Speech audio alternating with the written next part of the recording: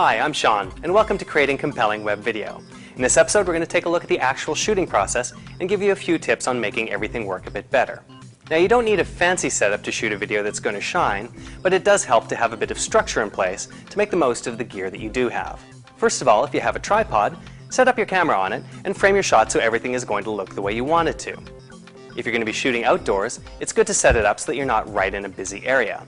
That way you won't have people walking through your shot or bumping the camera. If you're going to be on camera, it's a good idea to have someone else monitoring the camera or at least guarding it. That way you can focus on the content rather than on the camera. It's best to choose a well-lit area to shoot in, and to be sure you're not standing in a darker area of the shot you've composed. If you need extra lighting, be sure to set it up to make sure that everything in your shot is properly lit. But remember, it's often easier just to simply move to somewhere that's better lit.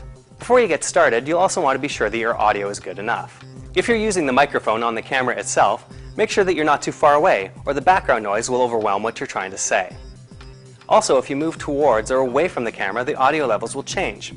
And remember, if it's windy outside, that will really affect the audio, so it's best to position yourself in an area protected from the wind. If your camera can handle input from an external microphone, it's really worth considering adding a better quality microphone. There's a type of microphone called a shotgun mic. Simply point it at the person that's speaking, and it will zero in on their voice, not the background, and it often mounts right on top of a camera.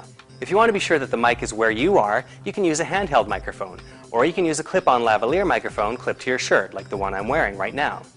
With these, you'll need a long wire to connect back to the camera, or you can spend a little bit of extra money and get a wireless microphone pack, which will give you freedom of movement. You won't actually be tethered to the camera. If you have a camera that can be set to manual focus, you may want to consider switching from automatic to manual if you're planning a shot where the focus point needs to stay the same. Otherwise, if you're in a busy environment where things keep moving around, especially in the background, you may find that your camera keeps changing its focus point if you're in automatic mode.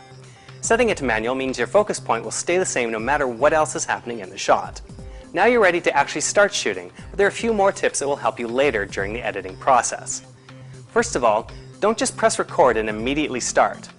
Likewise, don't just press stop immediately after you're done.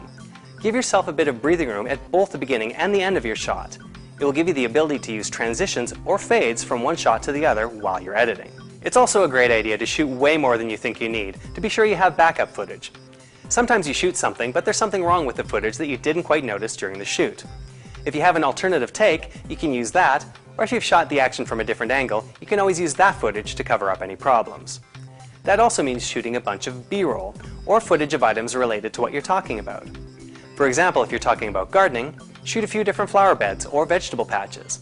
If you're talking about cars, get some shots of cars from different angles or from inside the car. That way you'll have footage that can help emphasize the things you're talking about in the video. Once you're done shooting, you're ready to start the editing process. We'll talk about that in the next part of the series.